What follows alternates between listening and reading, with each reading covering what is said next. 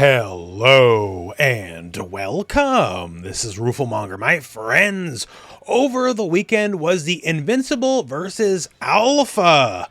And I do want to stress alpha. So, nowadays, realistically, in terms of marketing, alpha, beta, whatever. But, in terms of technical ability of the game, definitely alpha, because there was a more than a few amount of issues to be had. Now, I'm not going to hold it against the game in any real way, because alpha, the game's not done yet, sure, whatever. But definitely noticeable, and we'll talk about it in the video. But let's talk about the game itself. This is the first, real amount of game time I've happened to have with the game. I have been lucky enough to play the game before, but, just in really small amounts every now and then. This, for all intents and purposes, is my first real time with the game, if you will. And I suppose, just in case you happen to be unaware, it is 3v3 tag-based fighter. Yes, there's a lot of tag-based fighting games these days. I've said in the game, I've sort of felt like, of all the myriad of tag fighters, this was perhaps the greatest chance to inherit the legacy of Marvel vs. Capcom, because, 2XKO is such a different thing. Marvel Tokon is a tag-based superhero Marvel fighter, yes, but, it's very clearly an Arc System Works game. Take that for good or for ill, right? But it plays like an Arc Sys game. This, even though you can definitely tell there's Killer Instinct DNA, as there is people who are on the original Killer Instinct developer team on this game, right? But of the currently ongoing tag games, if you had to give any one of them, the torch for Marvel vs. Capcom, this one's going to be it.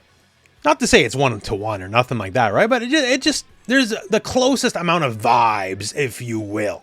So there's a bunch of things I want to say about the game, positive and negative here. The negatives, I'm going to say out of the gate, a lot of them will definitely be fixed by the time we get to launch, which is not anytime soon, right? A lot of them are just purely technical in scope, bugs and whatnot that can be fixed, but still, I figure you might as well mention them while we're here. And as for the positives, let's just talk about that. So one of the big positives I have for the game, and for some people, you're going to be really hit or miss on this, because some people do not like this concept, but this is a high damage game, and I'm a big fan of that. So when I'm talking about high damage, I just want to show you an example here. This is Monster Girl, who admittedly is probably a higher damage character, but I'm just going to do a basic combo. I'm not going to do a level 3, which if you've seen anything on social media, level 3s do a lot of damage in this game. They basically almost don't scale, right? If they don't scale at all, for all we know. And okay, in the middle of recording this, we got another glitch here. Monster Girl now has permanent shield effect, apparently. But anyways, I'm just going to do a basic combo, use some EX bars, and a level 1 super. And let's look at that.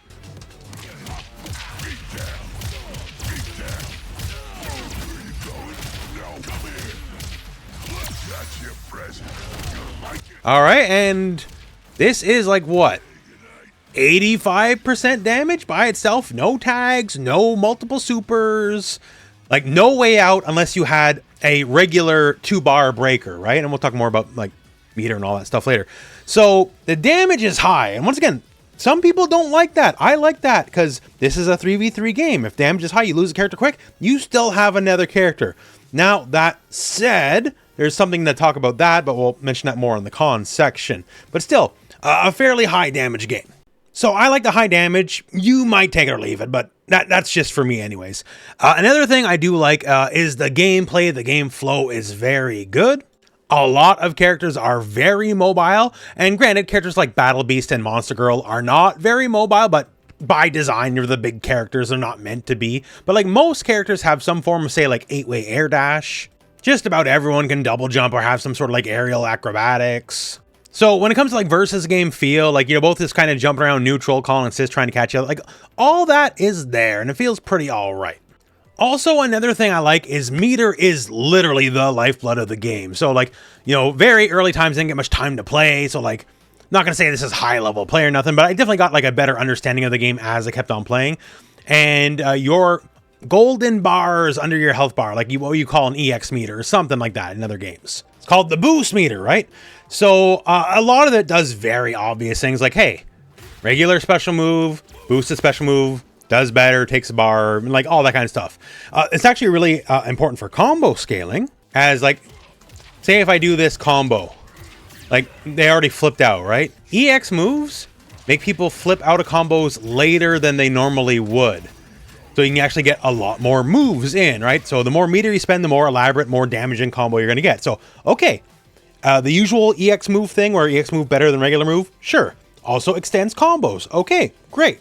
Also tied to a lot of the defensive mechanics, like this push block that uses your boost gauge, alpha counters uses your boost gauge. So like that's all there. And then there's stuff like boost dash, where you move around a lot faster than, like, you know, regular dashes, you know, like a boost dash will basically move you like twice as far, twice as fast, right? That takes half a bar. And it's really good because you can like do normals and then do the boost dash off the normal, right? So like robot, I go stand heavy.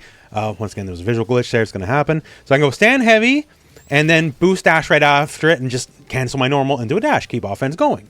And naturally, like I can combo into moves or create new combos or create tricky stuff like Monster Girl, right? Monster Girl has, you know, a low that brings you in, by the way. And her dash is a short hop. Like, it's not a dash. It's like KOF short hop. You can like instant overhead people basically, right? So I can go like low and then go air, like airborne immediately. And it's not to say like stuff like that's unseeable, but that's a quick low overhead and you might get got, right? Again, please forgive the visual glitches here because it's alpha. But yeah, so boost gives you a lot of things to do, but it's also combo breaker, right? You need 2 boost bars to break a combo. And as we talked about, damage is very high. So if you can't break a combo, unless it's like, you know, you're just kind of flitting around, it's like a small conversion. If you get hit by like a decent combo, like a real proper starter, you probably just lost the character, right? So the bar is at the forefront of everything and also heavily incentivizes you switching characters often. Because like regeneration on that meter is not fast at all. As you can see here, like to get those meters back, like if I get hit, I'm losing the character, right? But if you tag out, have a gander now at the boost gauge, right? It regenerates super quick.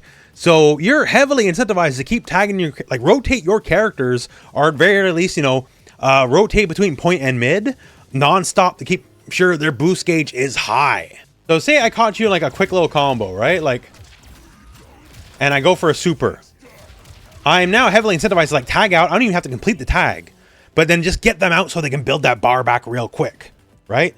So if you play smarter, and smarter than I played during my time in the beta, because I only realized this at the end of time, right? But if you play smart, you're constantly switching out, you're constantly generating meter, so you should have a lot of meter for breakers. So then therefore, like neutral becomes the name of the game, which keeps the pace of the game flowing, right? Like big long combos, not everyone's pace, you know, not everyone likes them. Not that that one's particularly long. You can get long combos in this game though, but smart play should lead to more interesting neutral because you'll more often have breaker.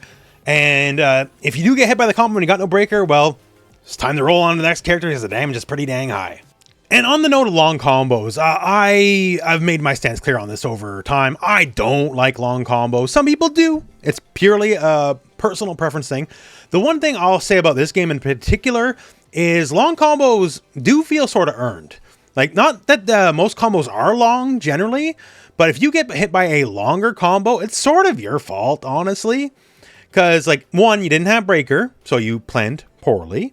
Two, any actually long combo needs active tag to make it work, right? And every time you get hit by the active tag, where character can have their assist tag in, keep the combo going, you had every chance to break out of that. So, that's kind of on you, realistically. Like, for me, personally, I had severe difficulty doing it, and it's not even like, oh, I'm an old man, can't react thing. It's actually easy to react to when you're looking for it. My personal problem is, for like my life of playing fighting games, when I just get hit by a combo, my eyes sort of just glaze over. I just wait for the combo to end. I'm not really thinking about much else. Just like, okay, just wake me up when you're done, right? And so I never think to look for the active tag, so I never actually react to it. And every time I get hit by the active tag that extends the combo, I'm like, oh yeah, I gotta look out for that. And then I immediately forget 1 second later. So that's purely a me thing. That is no fault of the game. The few times I actually remember to look for it, I got like a near 100% success rate on breaking the active tag when they show up.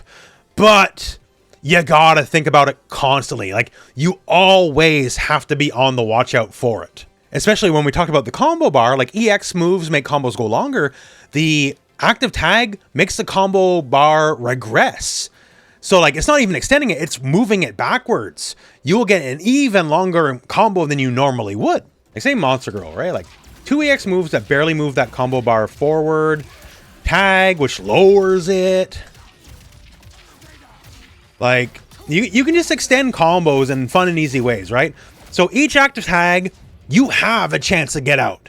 And if you get hit once again, it's on you. And yes, there's like fake outs and all that kind of stuff, which will increase the meta of the game.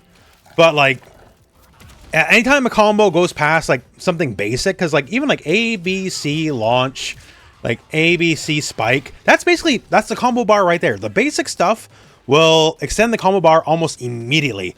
If you want anything fancy at all, you have to burn meter and you have to do active tags. Otherwise, it's not happening. I guess the one degenerate thing to mention about the tag is you can tag off any connection at all. And I'm not just talking like a jab or like, I'm talking like, hey, projectile, you can active tag off the projectile and then keep a combo going. And yes, this is the case on block as well. Even if they block the move, you can do this. So I think zoning is going to be pretty strong because any projectile that connects at all, you can tag. So when I say you always got to be watching out for this, like you always have to be watching out for this because any stray hit, even if you block, can be a completely fresh character moving their way in, doing a block string to you. So you always got to keep your eyes open for that tag, which is interesting, is certainly different. So general gameplay as it stands, I think is pretty fun. I think the mechanics are quite interesting and will definitely take some time to evolve and like we'll really figure it out. Just the one alpha is not enough time to really dig into everything, right? But overall impressions, I'm going to say thumbs up. Now, I did mention I got a lot of foibles. So again, to preface, a lot of these are technical and are fixed at some time between now and before launch. So I'm not going to stress them too much, but like, this game definitely has a memory leak. Performance will degrade over time. And this is on console. Like, there should not be frame drops on console. But if you play more than a few matches, you will probably get some frame drops on console. That's fixable.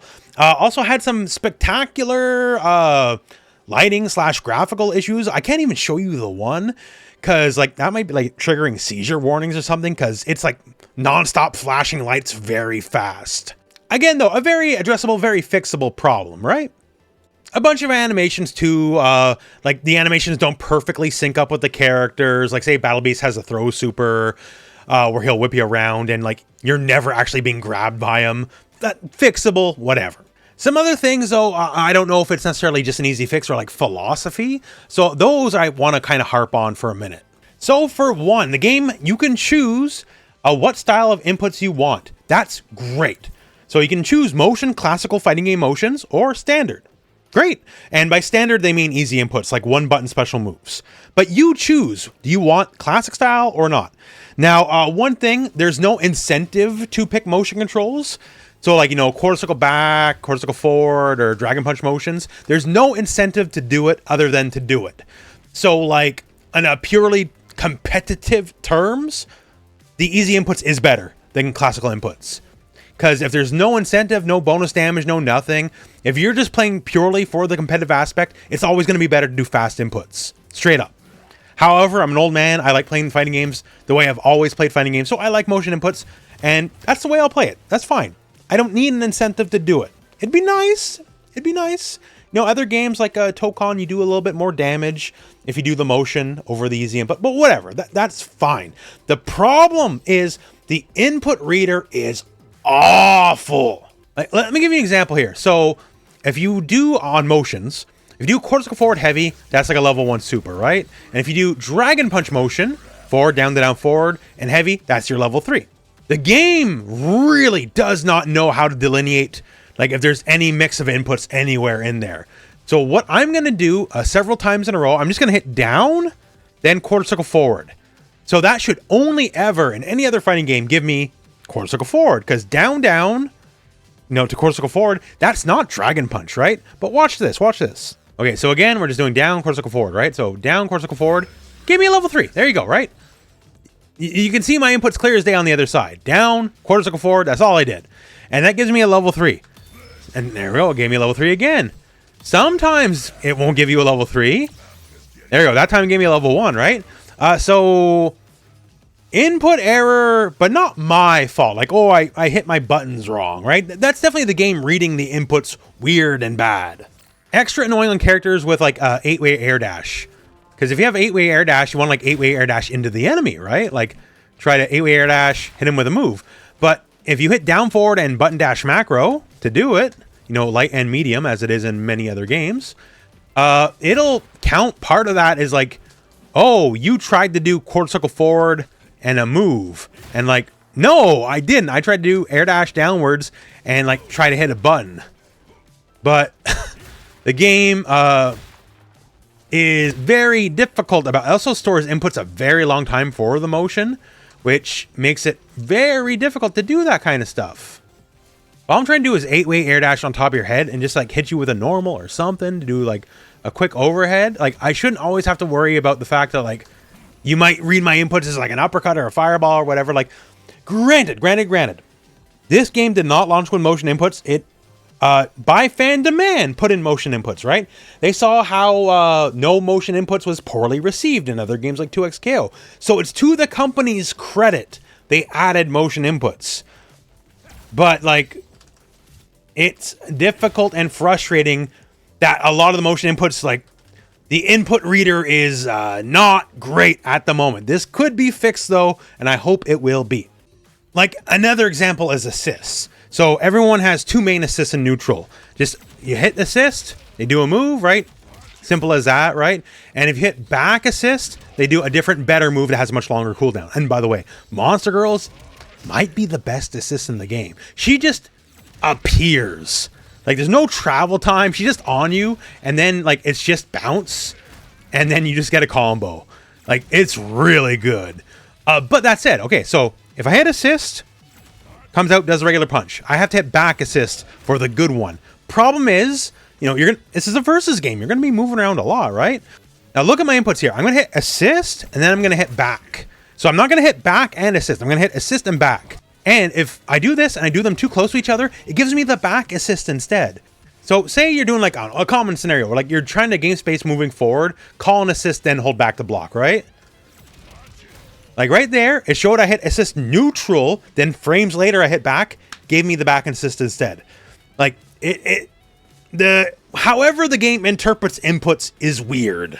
And other little things like if you're on motion controls, you can set dash to a button, right? And classic throw is light and dash macro on motion inputs. And you might notice there, like, oh, you can Kara dash.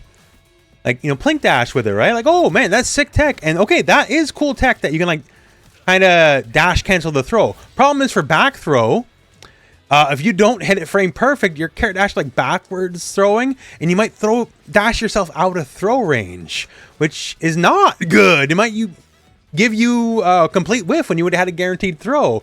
So I don't know what the fix is other than maybe giving it like a different macro, like maybe light and heavy. That's taunt right now, because that wouldn't cause that issue. But that's annoying. I've missed throws, like trying to go for a back throw because like I've dashed out of range. That sucks. So a lot of that I mentioned here is like mechanical stuff, and I think hopefully a lot of that can be addressed with not too much issue.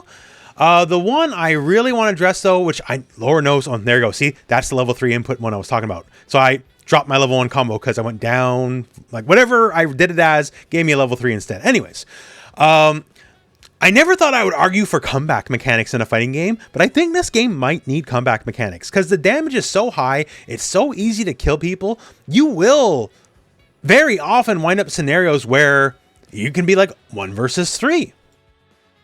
And, you know, in a versus game, a tag game, like, it's going to happen that you're going to be at a character disadvantage. There's nothing inherently wrong with that. But the disadvantage is overwhelming in this game because there's nothing to help you out with that disadvantage, at least as far as I've seen. Like, no power-up, no nothing. Because say you're on your last character, it's even worse than you think. Like, if you haven't played the game, when you do the combo breaker, right? There's some rules about the combo breaker. You need the 2 boost bars, which, okay, You need a cost associated. That's perfectly fine. You also need an assist that's not on cooldown. So there's multiple layers to it. So say you're on your last character, that means you cannot break combos at all. So even if you have full resources, you have no way out of what's coming next. So that means you're in effectively a lose harder scenario. So when I mean like there maybe should be like some kind of comeback mechanic or something, I just mean basically avoid the lose harder scenarios, at least as I perceive it in the game. If I'm missing something here, please by all means let me know in the comments. Like in any game where you have multiple characters, it's always going to be a feel bad scenario when you're behind, no matter what. You can't avoid that. But in this game, it just feels a little more rough because you really got no other recourse than to play better. And I know fighting games, yeah, play better, whatever. But when you're on your last person, then you start losing core system mechanics. Then you start not being able to break combos, right? So it's a cascading layer of failure. So it just feels extra bad, I guess. So, okay, now that said, that's a bunch of negativity back to back to back. I think a lot of this is hopefully easily addressed. And some other things like lose more when you're down characters. Maybe that might require more fundamental shift, but well, we'll see. The game's nowhere near out. It's not like it's coming out in a couple months. It's coming out next year. No time frame, although for co-marketing, branding, synergy, you would think it'll probably come out sometime roughly equivalent to the new Invincible season, you know, to get as many players as possible. Invincible Season 4 is March, by the way, although I feel this game's not quite ready from a technical level at a minimum for a March release, but we'll see however it turns out. But the stuff they're doing good is very interesting. Like, it's not anything else like the other tag fighters on the market, right? So if you're looking for a different experience from a 2XKO, from a Tokon, from a Nen Impact, because Nen Impact's impact will be felt forevermore in the FGC, right? But yeah, if you're looking for something different, this is definitely it. And they are doing things that I heavily applaud, in fact. Like, say, in the main menus, right? So if you go to accessibility, there's content creator mode. If you followed any amount of Mortal Kombat content over the years, you know violence in video games and YouTube, there's some issues, especially in a game like this where you hit someone and people explode in the blood. So you can turn on content creator mode and reduce or remove blood and all that kind of stuff. Thankfully on this channel, that hasn't been much of an issue since the MK11 days. I went through all of MK1 without ever getting demonetized once. Hopefully that never happens to me again, but YouTube is weird and it's not a blanket thing. It's channel by channel. So I could upload one video, another channel can upload another video. They'll get demonetized. I won't, because YouTube is not fair at all. So for the channels where this is an issue, I'm very glad for YouTube, for streaming, for whatever, that it's there. Thumbs up for that. And besides that, just some other quick notes, like Monster Girl and Battle Beast feel really fun. Like Battle Beast is kind of like a cracked out version of Mike Hagar from Marvel 3. He has the pipe, you know, that more like down heavy. It ground bounces, it'll give you a full combo. Monster Girl is just dripping with armor. So is Battle Beast. They're both crazy on armor. Monster Girl feels very weak to even the most basic zoning. Whereas Battle Beast, at least armor through things. Monster Girl has a very strong assist, maybe not very strong overall, but hey, big character bad in a fighting game. Who would have thought that? That's never happened before, right? But I also got to get a lot better at the game too, so who knows? Monster Girl definitely feels like her hit grab should be a real command grab at minimum, just to help open people up. She has blockable grabs. There's also no grappler right now. I'm sure there's a lot more characters to come yet. Like, there will be a grappler. It's just not any of the characters in this particular beta. Monster Girl and Battle Beast are more bruiser, like armor-based characters rather than grappling-based characters.